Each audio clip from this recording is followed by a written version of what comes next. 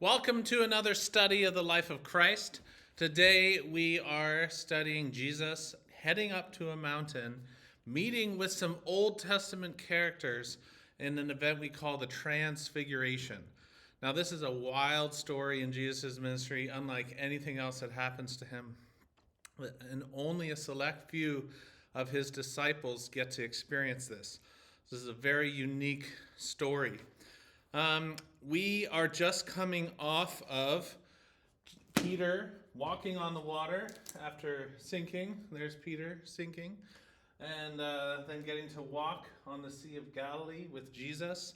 And then remember that arc of Peter. So we've got Peter stepping out in faith, looking at the wind and the waves. Then, Jesus rescuing him. Then he declares that Jesus is the Son of God. The Messiah, the Christ.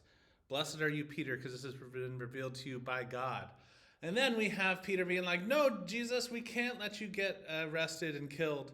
And Jesus says, get behind me, Satan. So this arc of Peter, you can kind of follow now. This is another interesting, amazing arc of Peter. He's being invited, a select few. Now, I don't know if you've ever played recess when you're like dividing up teams for kickball. And, you choose teams. Who's done that before? Who gets chosen last all the time? That doesn't feel very good, right? So some of the disciples did not get chosen to go on this special adventure with Jesus. Only 3 did. What 3 got chosen today? We already said Peter. Who are the other guys? Anybody? Hopefully you said James and John. James and John, the brothers, the sons of thunder. They also, make a name for themselves, but they are special characters. They're actually brothers. Other fishermen have been with Jesus for a long time. But what about poor Andrew? That's what I was thinking about when you talk about Peter, James, and John. What about Andrew? He was one of John's disciples. He's the one who went and got Peter. Is he ever like, why don't I get to come? Anyway, Jesus only selects 3. 3 important. This is intentional by Jesus that he picked these 3. We don't really know why, but he's choosing 3, investing extra into these 3 leaders, revealing more to them. They do have special roles in building and establishing the church. But I don't know. They get chosen, those 3. Jesus doesn't do everything with all the 12. He selects these 3 for a special reason. So we are in Matthew, Mark, and Luke for this part of the story. We're also going to add in a story from John that happens after this to try to cover more ground. We don't have that many weeks left. We're trying to fit this into a year. I'm being guided by this 50-day study that I'm using that tried to make it down to 35 days, so combining some things. And that 50-day study doesn't actually cover absolutely everything. So I don't know if I'd do it different next time, but we are ripping right through and trying to cover a lot of ground. So get your Harmony open to page 119. It's going to be super helpful today because of the multiple Gospels, each one having little different tidbits and information. Or if you're in a regular Bible, probably Luke, I say, would be the best to follow along. So Luke 9, 28 to 45 for this part of the story. So Jesus is still 32, and we find him on a mountain top to pray. Now, that's what Luke says. Mark says a high mountain, and Matthew says a high mountain. It says after about 6 days, or Luke says 8 days, so about a week. It's not exact. All of them say 6 days or about. So about a week later is just the time marker. He takes him up to a high mountain. That mountain's not specified, but there's 2 main options. One is Mount Tabor, which is just outside of Nazareth. Where's Nazareth? So, maybe this mountain here on our map would be Mount Tabor outside of Nazareth. The idea then would be it'd be a familiar mountain to Jesus, maybe one he grew up climbing to pray as a young man or a boy. The other option, which is the highest mountain, also near Caesarea Philippi, is Mount Hermon. Now, Mount Hermon is up here, or maybe over here slightly, It's the tallest mountain, and it's near Caesarea Philippi, which we just were at. So a lot of people like to choose this one. So let's go with that one. Let's go with Mount Hermon, it being the highest mountain in the region. So literally high mountain meaning the highest mountain and near Caesarea Philippi.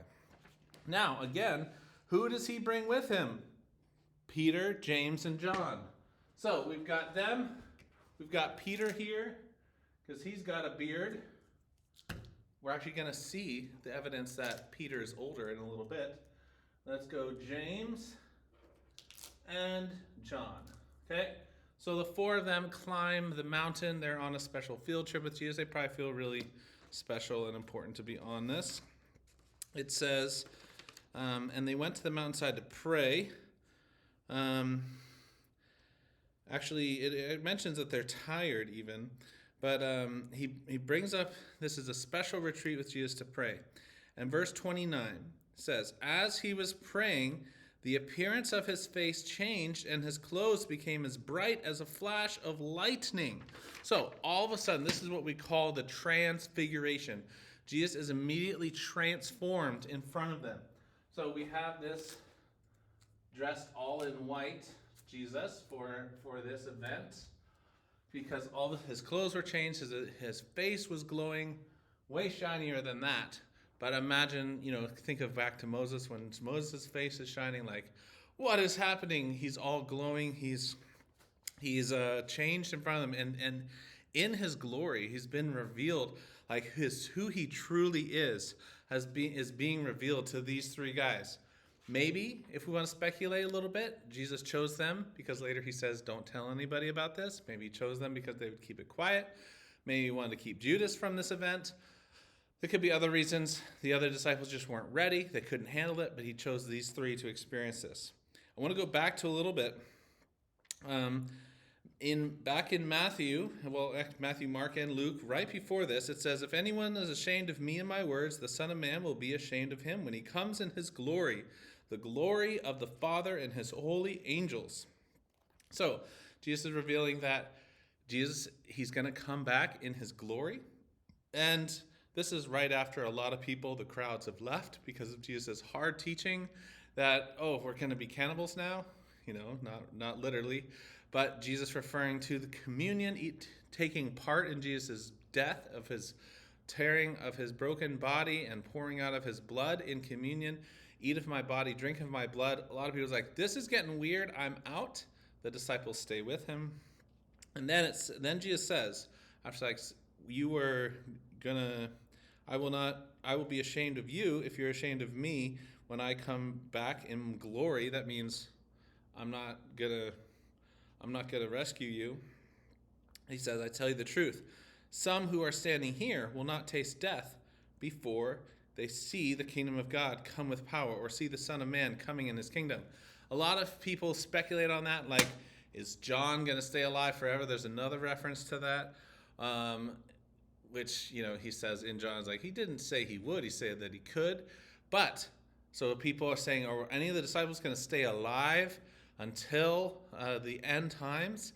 And John lived the longest, so there's speculation that he never died. I think this is actually referring to this event that just happened. The disciples, some of them standing here, not all of them, not all the disciples, got to see Jesus in his glory, right? So that actually, some of you not die, that kind of throws it off. But Jesus is possibly referring to this very event, that they are going to see Jesus in his glory. Boom, right here. So, Jesus is transformed. Now, if you know the story, what else happens here? Something very significant.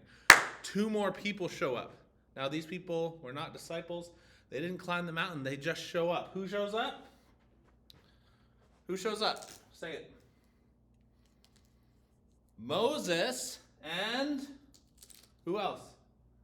Elijah. Moses and Elijah show up. Now, good question here. How did the disciples know this was Moses and Elijah?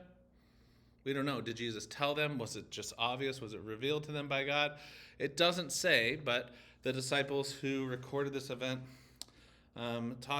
say, 2 men, Moses and Elijah, appeared in glorious splendor. So see, they're dressed in white too.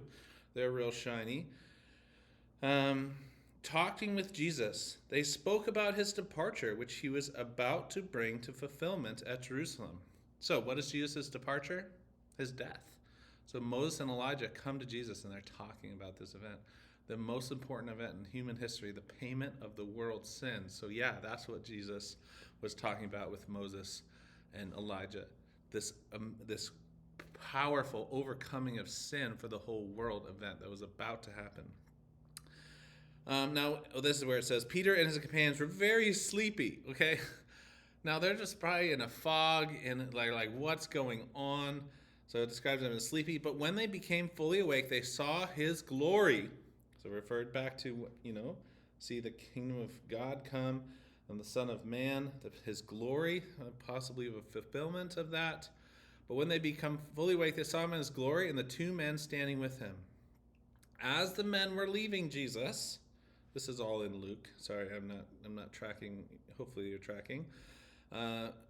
This is Luke 9:33. As the men were leaving Jesus, Peter opened his mouth. Of course, Peter opened his mouth. Peter loves to open his mouth. Peter says something pretty stupid, like he often does. He is an external processor. Raise your hand if you are an external processor. You think as you're saying things. You're processing what you're thinking by speaking. Hey, it's okay. Not people are wired different. Some of you are external processors. Some of you are internal processors. You think about what you're going to say before you say it. We're all different. Peter is definitely an external processor. He speaks while he's thinking, or he speaks before he's even starts thinking. So he starts talking. What does Peter say? This is an amazing event. He's like in a dream, in a fog, sleepy, waking up, seeing this. It's been revealed somehow to him that Moses and Elijah are here. Maybe we should pause there. Let's pause there. Why Moses and Elijah? What's significant about Moses and Elijah? Well, they're from the Old Testament, right? They both wrote scripture. What do they represent? Moses represents the law, right? Moses wrote the Torah. He delivered the people from Egypt, and then so he represents the first 5 books of the Bible, the most important to Jewish people, the Torah, the Pentateuch. And then Elijah represents, he's probably the greatest of the prophets. So basically, Jesus came to fulfill the events of the Old Testament, and this is represented in Moses and Elijah. Probably the 2 most important figures, maybe King David in there, but 2 most important figures of representing the Old Testament, right?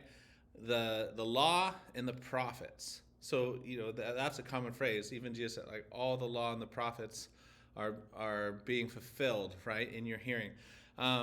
So Jesus is, I think God sent down Moses and Elijah to meet with Jesus and then to talk and probably encourage him.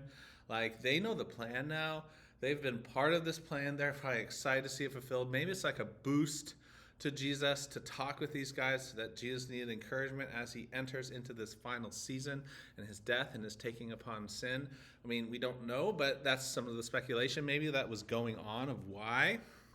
Was this just solely for the disciples? I don't think so. I think it was for Jesus too. So Peter again opens his mouth like we were talking about. He says, Master, it's good for us to be here. Like, this is so cool, right? It's good for us to be here. Let us put up 3 shelters, one for you, one for Moses, one for Elijah. In the parentheses, I love this. All 3 Gospels say, 2 of the Gospels say, he did not know what he was saying. That's Luke. Mark says he did not know what to say. They were so frightened. So he's like, let's put up 3 shelters. He's like, maybe we can keep this party going, have some place to stay. This is so cool. I don't want it to end. Because he saw like they were leaving. I don't know. Those are the options. Also, possibly, he was talking about putting up monuments. But regardless, one thing people have pointed out, I didn't really see this, but I see it now. Peter, in this moment, was equalizing Moses, Jesus, and Elijah. Like, he was put up 3 shelters. I don't know where the disciples were going to stay. Or 3 monuments. possibly, for Moses, Elijah, and Jesus. Equal. Now, are Moses, Elijah, and Jesus equal? No, they are not equal. Jesus is greater than Moses and Elijah.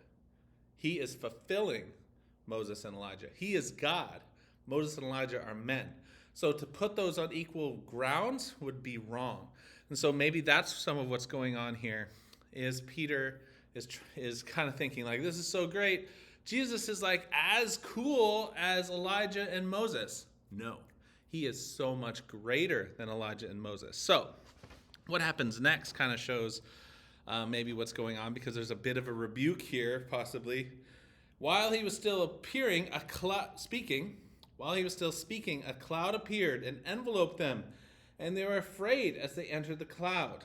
Okay, and verse 35 says, a voice came from the cloud saying, "This is my son, whom I have chosen. Listen to him."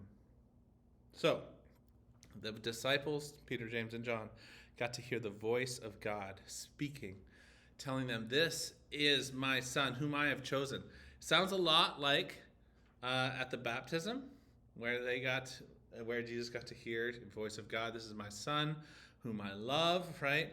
So this is another, I think, a couple multi-purposed affirmation for Jesus, getting to hear the voice of God, as well as a little bit of a rebuke, maybe for Peter, thinking that they're on equal playing ground. No, Jesus is greater.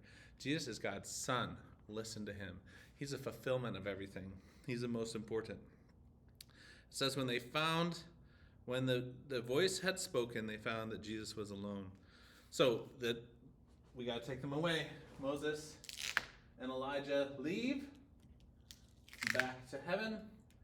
And what a cool event. By the way, here's a question you can stump people. What was the first time Moses entered the promised land? Well, you could say, well, Moses never entered the promised land, right? He struck the rocks instead of speaking to it, so he never got to enter. He sent the people in ahead of him. But guess what he just did? Entered the promised land. Boom, there was Moses. You can trick a Bible scholar on that, though, maybe. So Moses finally got to go to the promised land. But I bet he was excited more to be with Jesus. Then it says, Jesus tells them as they were coming. This is switch over to Matthew here. Matthew 17:9. As they were coming down the mountain, Jesus instructed them, "Don't tell anyone what you have seen until the Son of Man has been raised from the dead." So keep this to yourselves. Maybe another reason why there was only 3 of them. Keep this to yourselves. Jesus. The little side note: the disciples asked, "Why then do the teachers of the law say that Elijah must come first?" And maybe they're like, "Was that the coming of Elijah?" And Jesus is basically like, "Yes, Elijah has already come." Who came in the spirit of Elijah? He just died. You remember?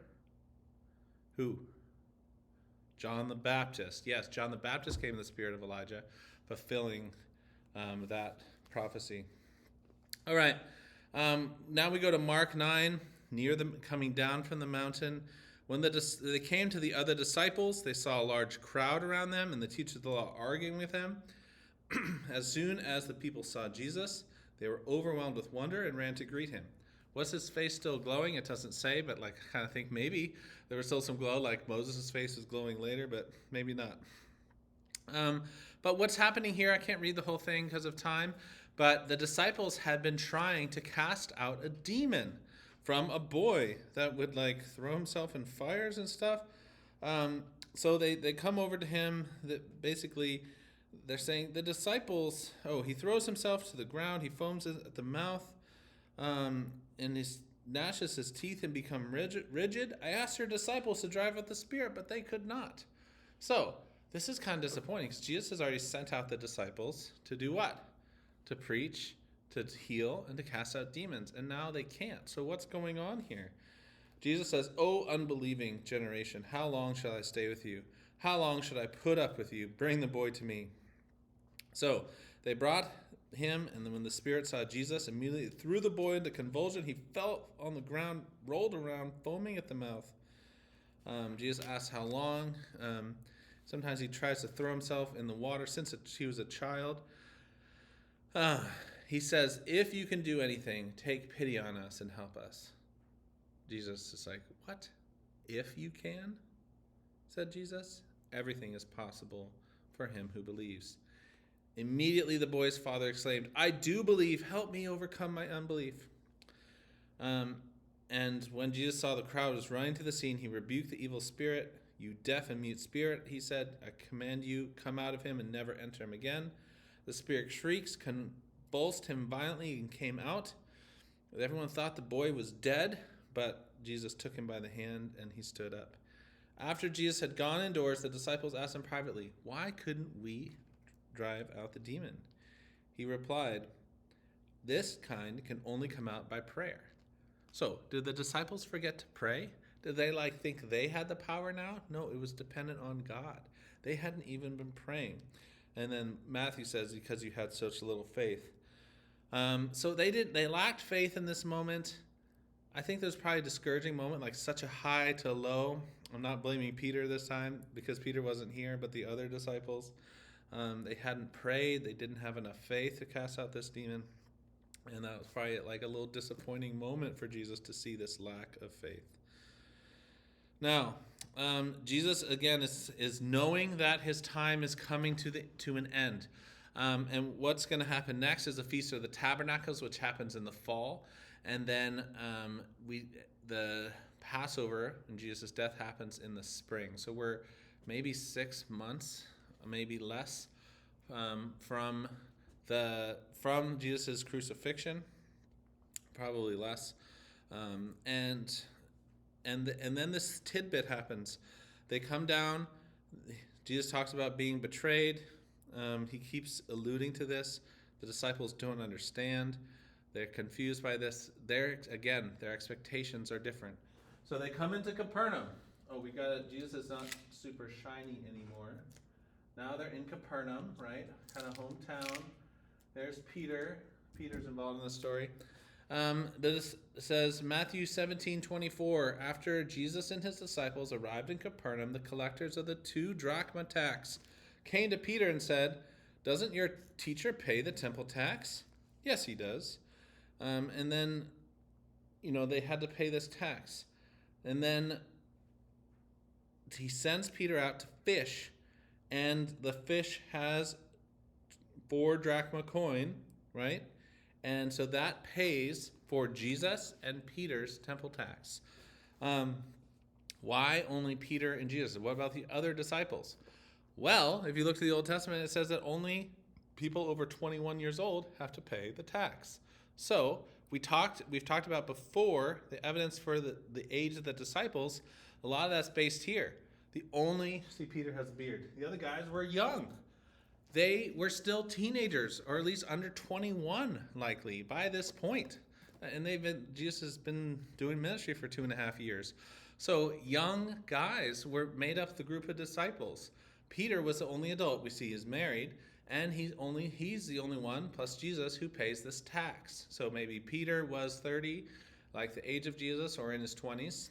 I guess we don't know. Could have been older. No kids yet that are mentioned. So maybe mid-20s. I don't know. But the rest of the disciples, teenagers. So, wow. I don't know. That's important. Okay. They came to Capernaum. Now, I want to kind of skip ahead a little bit to Jesus has some teaching here. It's really important, but we're not going to get into it. The disciples argue over who is the greatest. I was going to get into that.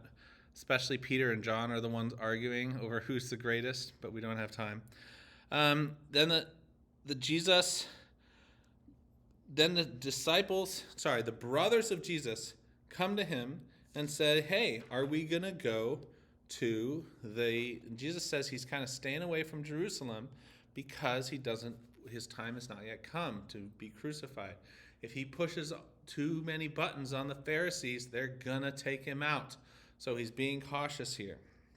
It says, when the feast, now we're to John, in John 7:2, when the Jewish Feast of Tabernacles was near, Jesus' brother said to him, you ought to leave here and go to Judea so your disciples may see the miracles you do.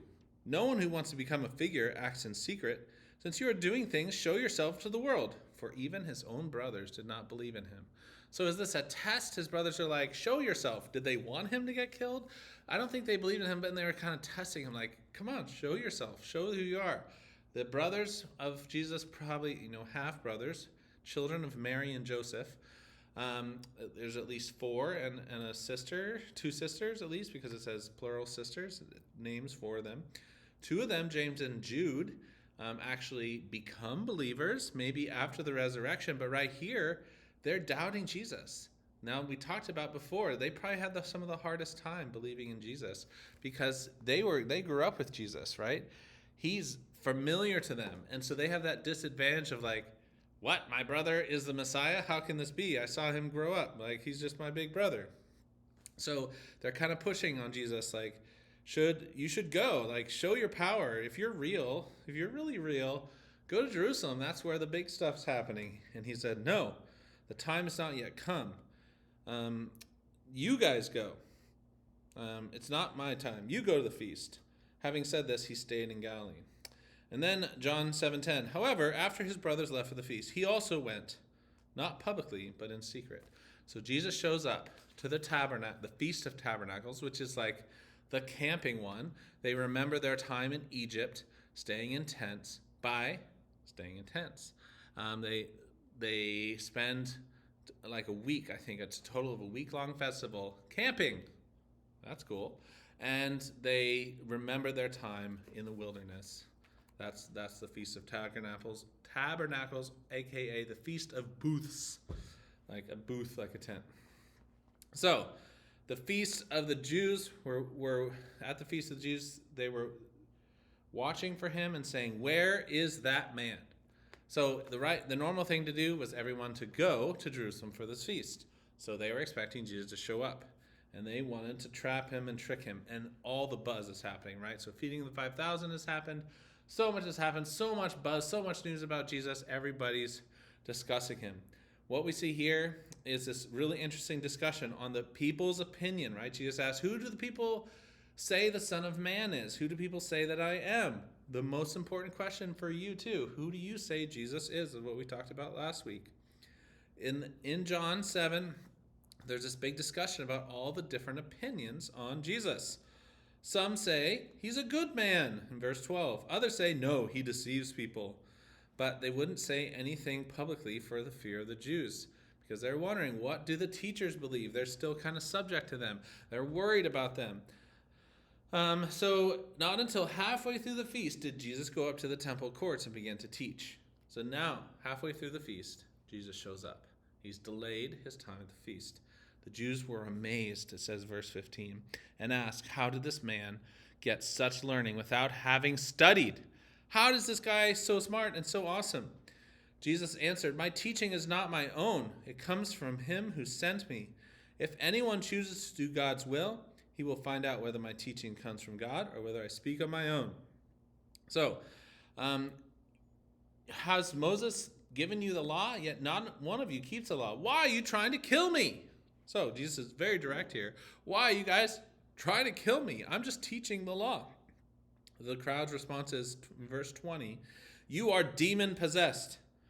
The crowd says, who is trying to kill you? Jesus said to them, I did one miracle, and you're all astonished. Yet because Moses gave you circumcision, you circumcised a child on Sabbath. So you've this is connected to the transfiguration. Is Jesus greater than Moses? Is Jesus greater than the law? Yes, but they are holding the law above him. At this point, verse 25 now, at this point, some of the people of Jerusalem began to ask, isn't the man they're trying to kill? Here he is speaking publicly, and they're not saying a word to him. Have the authorities really concluded that he is the Christ? Is he really the Messiah? But we know where this man is from, and we know where the Christ comes from. No one will know where he's from. When the Christ comes, no one will know where he's from. So then now there's some discussion on, is this really the Christ? This guy's from Galilee. The Christ, we don't know where he's going to be from. Or some believe he's going to be from David's town, right? In Bethlehem. So you have legitimate questions. Shows the confusion about Jesus, and they're trying to dig into the evidence. I think if Jesus, had chosen to come back today, we would have done the same thing. We'd be arguing over the law and what are the circumstances? Some believing, some doubting. It would have been confusing. It says, verse 30, they tried to seize him, but no one laid a hand on him because his time had not yet come. Still, many in the crowd put their faith in him. They said, when the Christ comes, would he do more miraculous signs than this man? So, surely this is the Christ that more people are believing. So it continues in John 32, this next section, on page 131 in the Harmony. Jesus is, I'm only with you for a short time, then I go to the one who sent me. You look for me, but you will not find me. Where I am, you cannot come. So they're arguing over this. Jesus is kind of speaking in code, and the Pharisees are wondering. So now they set a trap for him. And there's some confusion on this because it's not in some of the earliest manuscripts. So maybe this is an add-on. But I do like this story, and I don't think it teaches anything contrary to the rest of the Bible and doesn't teach anything. It's not out of character for Jesus. So if it's an add-on, maybe it really happened, but it wasn't written originally, so that's where the confusion is. So it could be a real event, but just wasn't included in John's gospel at the beginning. It's Jesus retreats to the Mount of Olives, which is kind of his retreat outside of Jerusalem. At dawn, he appeared again in the temple courts. All the people gathered around him. He sat down to teach him. This is a story where they bring a woman who's caught in adultery, who's caught in sin, and they're trying to trap Jesus with a bit of a test. They're saying, hey, Jesus, if here's a woman caught in adultery, should we stone her right now? What should we do? What do you think we should do? Basically, another. If he says no, don't stone him. He doesn't even keep the Bible. If he does, maybe he get in trouble with his followers, like the people who are in sin, and then he'd have to stone all of them, or even possibly in trouble with the Romans. So what does he do here? He bends down by her and starts writing on the ground with a finger. And this is where the famous line comes from.